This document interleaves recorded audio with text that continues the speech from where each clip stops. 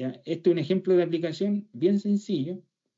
¿Ya? Acá lo único que hice es tirarle unos equipos pesados arriba, ya para ver cómo se comporta este sistema arrastrado en el sentido X y marco un momento en el sentido Y. ¿Ya? Esas son las consideraciones. Zona sísmica 3, tipo de suelo C, categoría 2, ¿ya? R5 y amortiguamiento del 3%. ¿Ya? Entonces, esto tiene unos equipos de 15 toneladas encima. ¿Ya? Se le aplicó la masa en el centro de gravedad y esto obviamente va a generar un volcante gigante en las columnas y esa es la idea, pues ver qué es lo que pasa. ¿Ya? Que esto no sale tampoco de lo que se ve habitualmente, ya es parte de lo que se ve. Entonces, esto es como para darle rigurosidad al análisis. Acá le indico las medidas, todo 5 metros, ¿ya? Bien sencillo. Y más adelante voy a indicar los elementos que se están utilizando, ya en los perfiles que se están utilizando en cada uno de los elementos. Estas son las elevaciones, ya marco arrastrado, marco momento, ya para evaluar los dos. Y la plataforma es un sistema arrastrado con L, las típicas 80-80 en 6. Ya. Entonces hacemos el análisis sísmico y nos da que esta cosa ya tiene un periodo fundamental en X y en Y que se llevan gran parte de la masa. ¿Ya? Tenemos en X 0,42 segundos y en Y 0,67. Ya parte de lo comúnmente también visto dentro de las estructuras industriales que analizamos día a día. Y acá tenemos el análisis sísmico propiamente tal. ¿Ya? Entonces, si se fijan acá, este es el espectro de referencia, ¿ya? Que me indica la norma, y este es el espectro reducido, ¿ya? O sea, baja harta. Esto es aplicándole tanto la consideración del periodo como el R y el amortiguamiento, ¿ya? Las tres cosas. Entonces, uno va viendo y puede ir analizando rápidamente que, por ejemplo, el periodo en X, que es el puntito en rojo, ya está un poco pasado del máximo, por lo tanto va a controlar el máximo, y el amarillo, que vendría siendo el periodo en Y, que en este caso serían los marcos de momento, está entre el máximo y mínimo. Esto se refleja dentro del análisis estructural. Ya tenemos la masa, tenemos el corte mínimo, el corte máximo, y acá se ve ya que justamente pasa eso. Ya, entonces, en X, donde están los marcos de arrastrado, controla el máximo, y en Y está entre el máximo y mínimo. Y acá, para hacerlo más fácil, esta planilla, que el pantallazo de la planilla que ocupo, básicamente ocupa el espectro de referencia y le aplico un factor para hacer el análisis más sencillo. ¿Ya? Y ojo que acá todos los cortes que estoy mencionando están en LRFD. O sea, a esto hay que aplicarle algunos factores adicionales, ya que es lo que voy a mostrar ahora. ¿Ya? Entonces la norma me habla de que para el método ASD, al sismo, tengo que multiplicarlo por 0,7, tal cual como lo hacen también los norteamericanos, que definen su espectro en LRFD y yo lo paso a ASD. Entonces, en estricto rigor, ya la regla de simultaneidad que me dice la norma, a este E, que está ahí marcadito, tengo que aplicarle esta simultaneidad. O sea, tanto el sismo en X como en Y como el vertical. ¿Ya? Entonces, a esa regla de simultaneidad le aplico el 0,7. ¿Ya? Ahí quedan ASD. Y aparte, para evaluar los elementos que no son fusibles, ya porque estos factores ASD van a ser básicamente para las combinaciones de carga de los elementos que yo quiero diseñar como fusibles, ¿ya? Y después tengo las cargas amplificadas, donde le aplico el 0,7R. O sea, a este 0,7 por 1 le tengo que aplicar el 0,7 por R, que es 3,5, y por 0,7, 2,45 en X y 0,735 en Y. Y eso lo agrego a mis combinaciones de carga. Entonces separo las combinaciones de carga que son para diseño versus las combinaciones de carga. Diseño me refiero a diseño de fusibles y factores de carga amplificados que son para elementos no fusibles, ¿ya? Que puedo sacar del SAT, que en estricto rigor vendrían siendo columnas, y arrastramientos de piso. Los demás elementos, en estricto rigor, debería calcularlos a mano, ya, con este equilibrio inelástico. Y entonces se agrega eso al modelito, ya, y empezamos a ver que con las cargas amplificadas, perdón, cargas reducidas, aquí lo puse en grande para que no se me olvide, igual se me olvida. Entonces los fusibles son con cargas reducidas, que eso no se olvide. Entonces vamos al análisis estructural y esos arrastramientos están trabajando al 90%, ¿ya? En los más solicitados, en la base. Entonces están en el 90% y acá tengo que guardar algunos datos para poder calcular el desequilibrio inelástico. Por ejemplo, tengo que sí o sí verificar que las relaciones ancho-espesor estén dentro de lo que me pide la norma y eso se cumple, ¿ya? Que esto es básicamente para arrastramientos, ¿ya? Con tubos, ¿ya? Se cumple mucho más fácil que quizás con otro elemento, pero ahí queda a criterio del diseñador. Uno puede ocupar L, XL, lo que se le ocurra, siempre y cuando cumpla con estas relaciones ancho-espesor. Después tenemos que estamos cumpliendo la Vertex global, ¿ya? 101 en la norma, 135 el límite, y después tenemos este numerito que lo marqué en azul ahí, ¿ya? Que es muy útil para el diseño, para poder hacer el desequilibrio inelástico. Lo guardamos en el bolsillo junto con el área, ¿ya? Para luego calcular esa tensión crítica en compresión en equilibrio inelástico. ¿Qué quiere decir esto? Que tengo que amplificarlo por el RI, ¿ya? Entonces, por eso es importante guardar esos datos, ¿ya? Entonces, ¿cuál es el siguiente paso? Con las cargas amplificadas, yo voy al modelo nuevamente y empiezo a obtener las tracciones máximas, ¿ya? Que se me generan con esas cargas amplificadas, porque eso es básicamente lo que está llegando a la estructura. Esa es la fuerza que está controlando todo el sistema.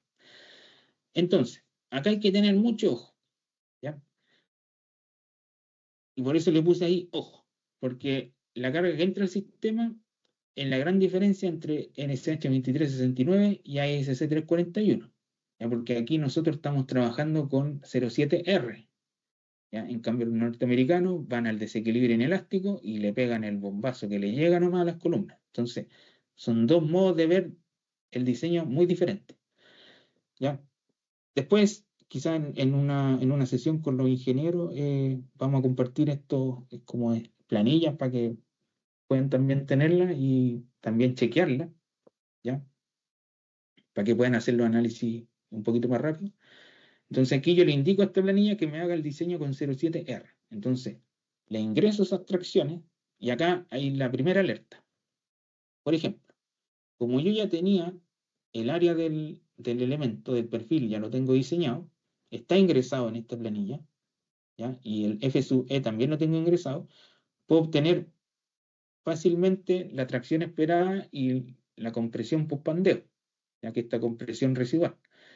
Y acá me salta la primera alerta porque, según el análisis estructural, tengo 23,8 toneladas en tracción en el primer piso, pero en estricto rigor la tracción esperada son 23,5, o sea, ya estoy pasado. Entonces, automáticamente la planilla lo limita al mínimo, que vendría siendo 23,5. Pero el modelo no lo sabe, ¿ya? Y esa es una discusión que vamos a ver más adelante. El modelo sí cree que están pasando 23,8. Esos son los peligros de utilizar un análisis elástico, ¿ya? Porque uno le tira la carga y le da hasta donde uno le diga, ¿no? O sea, no tiene degradación, no tiene nada, ¿ya? Pero eso como dato. Entonces, hacemos el desequilibrio inelástico, ¿ya? Para calcular estos elementos que son básicamente los puntales, ¿ya? Estos serían puntales, estos de acá, y este sería un puntal viga, porque tiene carga asociada con los equipos que tiene arriba. Entonces, identifico esos elementos, ¿ya? Y también identifico la columna inferior, cuánto es la carga que le va a llegar, ¿ya? Y se hace el desequilibrio para esos elementos, ¿ya? Básicamente estos puntales, el puntal viga, y si se fijan, ya empezamos a obtener cargas no menores. O sea, antiguamente, lo que le colocábamos a ese puntal era lo que nos daba el SAP. O sea, y más encima con cargas reducidas y salían unos fideitos súper chicos, elementos puntales muy pequeños. Ahora no. Ahora hay que calcularlo para una compresión mucho más alta y a eso asociarlo también si es que es una viga que toma compresión y es un elemento flexo comprimido, como el que está arriba. Entonces, el que está arriba va a tomar esa carga axial y ese momento asociado a las cargas estáticas. ¿Ya? Entonces hay que tener ojo. ¿Ya? Y dan esos elementos. Son unos tubos de 127 por 5 milímetros y la otra es una IN 45825. ¿Ya? Después tenemos el tema del marco de momento. ¿Ya? Entonces acá se saca directo con carga reducida lo que es el FU de la viga. ¿Ya? Entonces ahí yo le puse FU entre 0,4 y 0,7 saludable porque es básicamente lo que nos va a permitir la norma, porque tenemos que recordar además que estamos muy controlados por deformación. Y acá saltan unas preguntas que no las vamos a responder ahora, sino que al final. ¿Ya? Entonces acá solamente para discutir después. Entonces, es conveniente que esta viga, ¿ya? Que en este rigor debe ser un fusible, ¿podemos darle un poquito más de holgura o la dejamos de acuerdo en lo que nos da el programa? Entonces ahí queda discusión, porque muchas veces esas vigas tienen equipos importantes instalados arriba y a veces no. Entonces ahí hay que establecer algún criterio. ¿Ya? Entonces lo que se puede hacer es utilizar un R más chico o un FU no tan ajustado, ¿ya? No tan cercano a 1, ¿ya? Y se puede solucionar ese problema, pero también recordando que la deformación me controla bastante, entonces es poco probable que llegue un FU 0,9, por ejemplo. Y lo otro, que esto ya cuando lo vamos a dejar para la presentación del Enrique de anclaje, que qué tanto afecta que utilicemos un anclaje o la rigidez rotacional del anclaje en una modelación. Y aquí yo dejo una opinión súper personal, o sea, esto no es nada de lo que diga la norma, porque en la versión 2023 sí lo decía y lo sacaron, ¿ya? Entonces, pero yo lo considero importante, porque si uno considera la rigidez rotacional, por ejemplo, de una silla, va a darse cuenta que estas sillas, ¿ya? Si las diseñamos con respecto a las fuerzas reducidas, giran un montón, y eso va a afectar directamente a la deformación lateral de un marco. Entonces, queremos que, aparte de que ya se está deformando mucho el marco de momento, aplicarle esta deformación adicional por los anclajes, queremos que no esté controlada en nuestro modelo, ¿ya? Eso yo lo dejo para la duda porque afecta mucho, mucho, mucho, mucho. O sea, yo puedo tener esta, por ejemplo, ese FU 07, o perdón, 05, 2, pero si efectivamente yo le pongo el anclaje con su rigidez rotacional, esto puede subir mucho más, ¿ya? Incluso hasta fallar. Entonces hay que tener mucho ojo con ese tema. La norma, si bien habla de que hay que aplicar un diseño mínimo de un 50% de la capacidad flexural de la columna para los pernos de anclaje, ya a veces se queda corto. ¿Ya? Eso nada más. Pero más en detalle lo vamos a ver en otra sesión. ¿Ya? Y esto es una jerarquía muy personal y discutible, por eso le puse aquí muy, muy personal y discutible. ¿Ya? Porque los arrastramientos básicamente van a ser los que disipan, ya que el control de daño con fluencia controlada, porque son elementos que se deforman muy poco. Las vigas son las que transmiten estos esfuerzos y las columnas son las que sobreviven. ¿Por qué hablo de sobrevivencia? Porque es los que le llega el bombazo más grande. Y según el análisis estructural, estas columnas ya, unas HN 40-160 están al 81%, eso es lo que me dice el análisis estructural. Y después lo empiezo a comparar ya con respecto al equilibrio inelástico que uno hace a mano versus lo que me da el programa. ¿Ya? Y entonces, si uno hace el desequilibrio inelástico a mano, ya con las cargas 0,7R, ya como está acá indicado, dan compresión y tracciones mucho menores que el modelo. ¿Ya? Y esto era por lo que les mencionaba anteriormente. O sea, el SAP es un modelo lineal, ya no considera degradación de rigidez, no considera las deformaciones en rango no lineal, nada. O sea, es un análisis elástico, prescriptivo. Y ya había mencionado que unas de las diagonales inferiores ¿ya? Por ejemplo, para el 07R ya estaba pasado de la tracción esperada, pero el SAP no tiene idea de eso. El SAP le da para adelante, ¿no? Entonces, por eso se empiezan a ocurrir estas diferencias, ¿ya? Y ahí pongo también el ojo, o sea, para discutir más adelante, pensando netamente en las fundaciones, ¿a quién le vamos a creer? ¿Le vamos a creer al SAP o le vamos a creer a la planilla que estamos ocupando? Entonces, hay que mantener un criterio. Ahora, esto se da básicamente en el contexto cuando el 07R, o sea, la tracción que pasa por esa diagonal, es mayor a la tracción esperada, ya que en este caso se dio.